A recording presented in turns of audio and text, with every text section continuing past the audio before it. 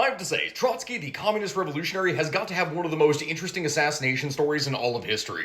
And the fact that you can get him as a military advisor for Mexico in Hearts of Iron 4 is genuinely hilarious to me. Which probably then has a number of people wondering, why was he in Mexico in the first place? Well, that is because there was a little bit of a power struggle in the Soviet Union back in the 1920s, and unfortunately for Trotsky, he was on the losing side, and Stalin was the winner. You see, it all started with the death of Lenin back in 1924.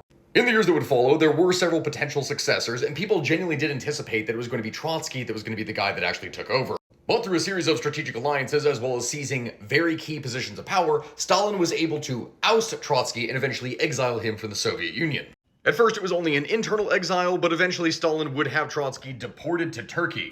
After being in Turkey for a while, Trotsky and his family would eventually make their ways over here to France, and then from France, they would go all the way up to Norway. Time that all of this is happening, Trotsky is continuously criticizing Stalin, who, by this time in 1936, is engaging in the famous purges within the Soviet Union. And so through a combination of internal pressure within Norway and simultaneously external pressure from the Soviet Union, who is none too happy with Norway hosting Trotsky, eventually Trotsky gets deported once again, and from Norway he finally finds sanctuary in Mexico. And over the course of all this, mind you, he is still criticizing Stalin, who continues to send hit team after hit team trying to assassinate him.